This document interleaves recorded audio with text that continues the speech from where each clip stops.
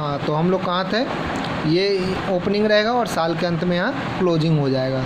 अब कहानी इसका तो ख़त्म हो गया। अब इसी का सेकंड पार्ट है कौन, करंट अकाउंट। ठीक है, अब यहाँ पे करंट अकाउंट में क्या होगा कि बैलेंस बीडी क्रेडिट साइड भी हो सकता है और डेबिट साइड भी, यानी कि तुम्हारा क्रेडिट बैलेंस क्वेश्चन में लिखा हुआ होगा कि क्रेडिट बैलेंस है कि डेबिट बैलेंस है। करंट अकाउंट का बैलेंस क्वेश्चन में ही मेंशन रहता है कि क्रेडिट बैलेंस है कि डेबिट बैलेंस है। डेबिट रहेगा तो डेबिट साइड डालेंगे दोनों को, क्रेडिट रहेगा तो दोनों को क्रेडिट साइड रहेंगे। अगर 3 पार्टनर रहेगा तो तीनों में डालेंगे। दूसरी बात ये ध्यान देना है कि कभी कभी एक बंदे का क्रेडिट दिया रहेगा, दूसरे का डेबिट दिया रहेगा, तो जिसका क्रेडिट रहेगा क्रेडिट साइड, जिसका डेबिट रहेगा डेबिट साइड डालेंगे। ये तो हो गया इन दोनों का ओपनिंग बैलेंस। ठीक है, यहाँ साफ लिख दिए when credit balance given, credit balance given तो इस साइड जाएगा, डेबिट बैलेंस रहेगा तो इस साइड जाएगा। अब एक साइड समझते हैं। अब सोचो कि क्रेडिट साइड जब भी कोई अमाउंट हम डालते हैं वो क्या करता है, तो कैपिटल अकाउंट है, कैपिटल जब भी क्रेडिट होता है तो वो इंक्रीज़ करेगा। इंक्रीज़ करने का मतलब ध्यान देने है, अगर हम पार्टनर को कैपिटल पे इंटरेस्ट दे रहे हैं तो उसका कैपिटल इंक्रीज़ करेगा। मान लो 5 लाख रुपया लगाया उसने, उस पर हमें 5,000 रुपये क्या दे दिए उसको, इंटरेस्ट दिए, इंक्रीज़ किया। अगर सैलरी देते हैं, अब सैलरी में हम ना इस कॉलम में अमाउंट डालें ना इस कॉलम में, क्यों नहीं डालें, सैलरी ज़रूरी नहीं है कि दोनों को मिले, हो सकता है वाई को मिले, हो सकता है एक्स को मिले, तो जिसके अकाउंट में सैलरी बोलेगा कि जाएगा उसको देंगे। ठीक है, कमीशन का भी वही कहानी है।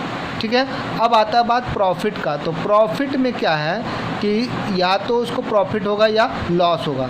तो प्रॉफिट होता है तो पीएल अप्रोप्रिएशन लिखते हैं यहाँ पे, ध्यान दीजिएगा क्या बोल रहे हैं, प्रॉफिट रहेगा पीएल अप्रोप्रिएशन से आता है, इसलिए यहाँ पे बाय पीएल अकाउंट लिखते हैं व्हेन प्रॉफिट, यहाँ डाल दिए।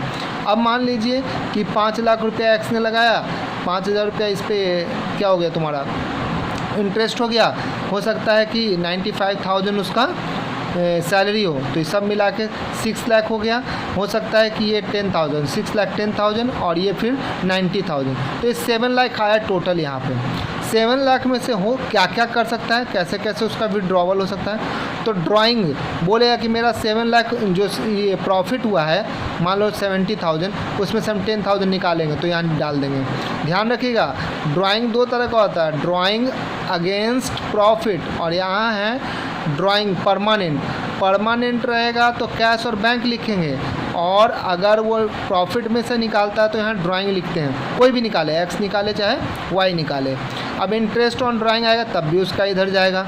ठीक है, लॉस होगा तो वो इधर जाएगा। प्रॉफिट रहेगा तो ध्यान रखिएगा पीएल अप्रोप्रिएशन, और लॉस रहेगा तो पीएल।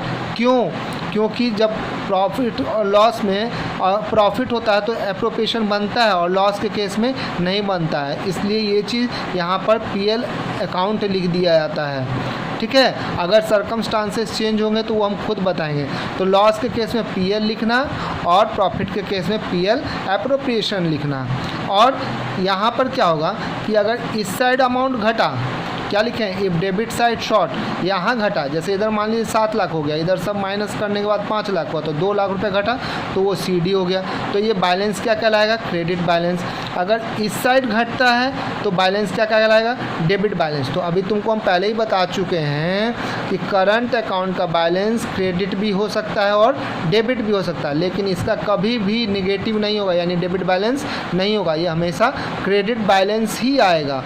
और इसका चेंज हो सकता है, डेबिट भी हो सकता है और क्रेडिट भी हो सकता है। फिर से एक बार समझ लीजिएगा, जब भी लगे आपको कि इसके वजह से किसी पार्टनर का कैपिटल इंक्रीज, याद करने का ज़रूरत नहीं है, समझने का ज़रूरत है। जब भी इंक्रीज़ करेगा तो वो क्रेडिट साइड जाएगा, और जब उसका अकाउंट डिक्रीज़ करेगा तो डेबिट साइड जाएगा।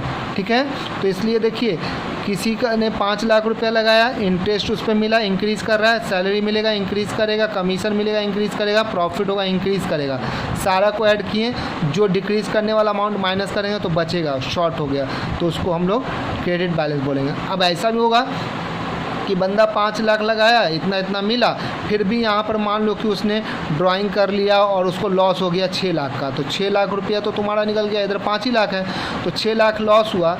ठीक है, तो तुम्हारा शॉर्ट का जाएगा इस साइड, तो ये बैलेंस शीट ही इसलिए करंट अकाउंट का बैलेंस डेबिट भी हो सकता है, क्रेडिट भी हो सकता है, लेकिन इसका कभी भी डेबिट नहीं होगा, हमेशा क्रेडिट ही शो करेगा।